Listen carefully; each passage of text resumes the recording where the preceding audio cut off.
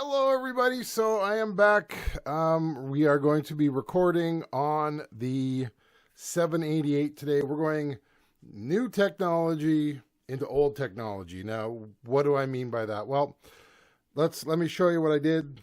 Okay, I have here Picture Window Revisited. This is going to be a version that we used to do in the band Arm's Length. Then changed to For My Dear Friend. We used to do a heavier, faster version of Picture Window. Picture Window, if you ever listen to it, is if you go onto any streaming site, look up For My Dear Friend, Picture Window. It starts off with a nice guitar, acoustic guitar, and then it's a very mellow song. It's a very mellow / sad song. And sorry, I got an itchy eye.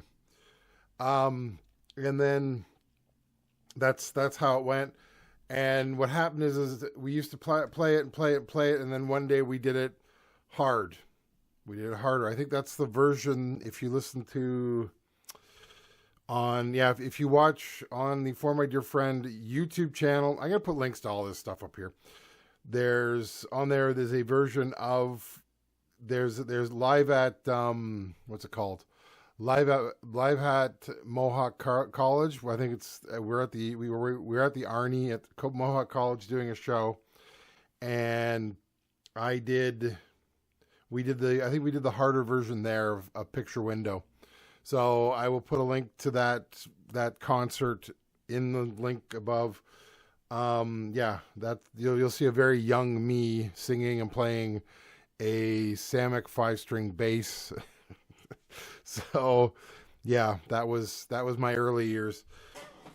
So what I did was I went out, and because I'm going to be using my Behringer, I'm going to show you here, my Behringer, this dude up here, that's in the rack I just got. This is the PMP 550M. It is they list it as a Euro rack. It's not technically a Euro rack because it is a Euro rack because it's 3 units high, but it's not using the top and the bottom for the rack. It's using the side, which is a standard rack. Oh, shit. Sorry. Standard rack. So I just flung the thing that I was going to show you. So what I did was, because I'm going to be using this for a few outdoor shows, and I don't want to take the Model 24 and get it wet in case it rains. So I'm going to bring this with me. I bought, show you this. This is an MII or 1MII, and it is a little Bluetooth thing. It actually it's kind of cool. It's got RCA left and rights, which glow. And it has a 1/4-inch cable. This came with it. 1/8 inch. This is an 1/8 inch stereo headphone, which on the other end is the RCAs. And so what you can do is, depending on where you're going to be using this, you can either plug it in the RCAs or in the 1/4-inch, and then you can use the RCAs or the 1/4-inch on the other side. So when I use this on my Behringer, it's going to be plugged into the aux in right there, which is not 1/4-inch, 1/8 inch. Sorry, old brain working away here. And then it's got some buttons to turn it on. I'm not sure what M does. I will have to look it up in the manual. And then it also came with a USB cable with a power supply, or whatever, power adapter, which you plug in to. Let me show you there. And then what I can do is, because there's a USB on here, this is for special microphones, which I don't own. I can plug the USB in there and then have this plugged in. So it'll be charging this while it's being used. It does run on batteries. As you can see here, it's running very well on batteries on its own. So what we're going to do, we're going to take from here, the song, which I have just worked out, I've mapped out, and we're going to put it onto here. We're going to put it on the 788. So what I have done and I'll just show you here. So I got record going. I have assigned track 1 or input A to track 1, input B to track 2. They are not linked. I could link them if I wanted to. I don't really need to. I'm going to just record.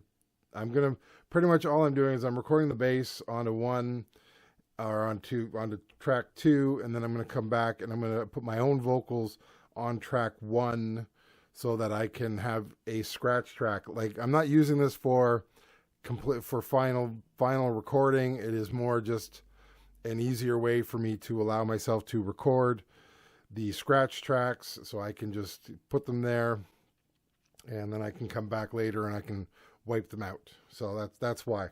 Now I'm going to be following I'm going to say it's Tascam's standard for setup. So what we're doing is when I'm recording the drums later, I'm going to record them. So it's going to be 3/4. So snare, kick, and then 5/6 will be overheads. So left, right overheads. And then I'm going to take all these and I'm going to bounce them to track 7, 8. And we're going to follow the way that the quick setup button, like right up here, this quick setup works. Now I can show you on the assign map. Let me move the keyboard out of the way.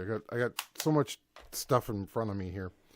So if I go here, so we go to the assign maps. So shift assign. You can see A and B are on 1 and 2. And currently C and D are on 5 and 6, probably because that's just how I had it before I decided to do it this way. So that's what I'm going to do. Because what I'm going to do now is I'm going to record the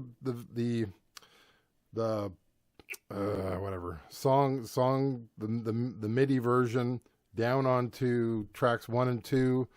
I will come back. I'll put on track 1. I'll just do a vocal track.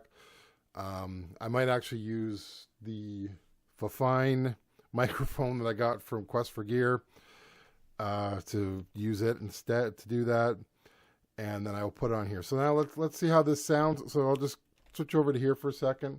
So what you're going to hear is you're going to hear our sounds coming through the system, and I'll put this on home.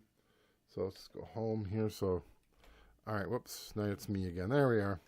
So it's pretty loud up. It's quite high up to get it to go, but here it goes.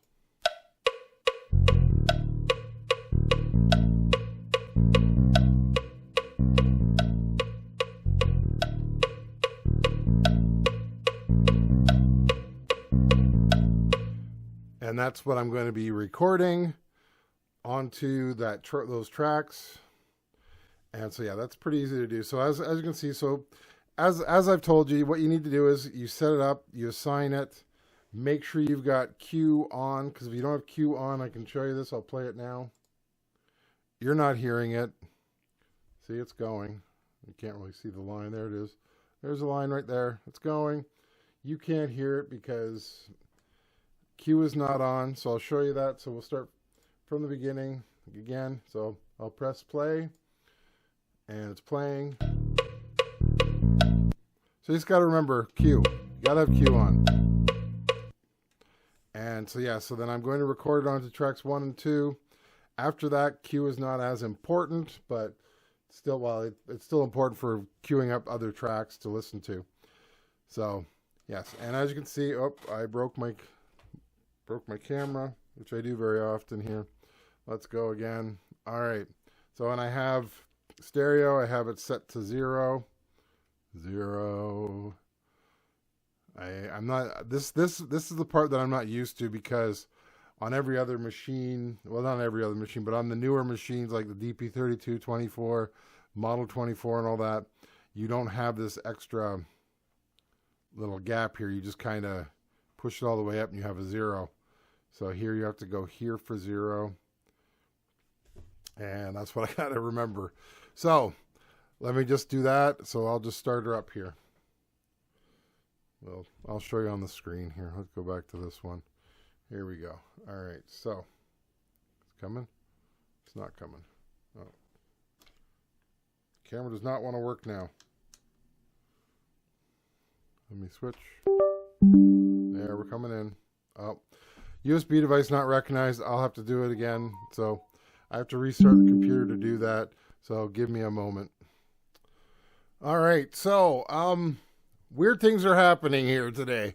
So I just recorded the track. I don't know why. I start the recording and then it automatically stopped the recording as soon as I started playing it on MuseScore. So I don't know why. But what I did was, so I started playing it on MuseScore. Then I hit play and record. So to do this on here, I'm just going to turn these off because I don't want to burn these tracks up. I'll turn it on 3 and 4 since I don't have anything on them. So what you do is to start up the recording, you can't just hit record in this case. As you can see, I'm holding down record. You got to do record and then play, and then both will light up. So, oh, excuse me. So that's how you do it. So this is what I recorded. Let's see if it actually plays it.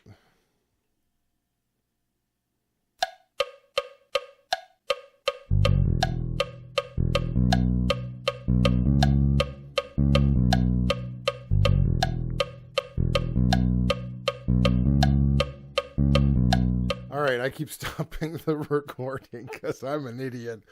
The video recording this, so I stopped it. So I'm gonna have to go over it again. I think I made a mistake in MuseScore. I'm gonna have to look at that just to make sure that I didn't make a mistake. But either way, that's how I'm starting this off. After I'm done this, I'm gonna bring it over to the drum set, and then bring the whole unit over to the drum set. What I love about this thing is it's so light. I can just pick it up, take it anywhere I want. And then we're going to record the drums for it. Well, actually, first I'm going to do the scratch vocal track, just so I have something to follow, because the whoa that's on there for the vocals, it's not good enough for me. I'm going to actually put true vocals so I have something to follow to.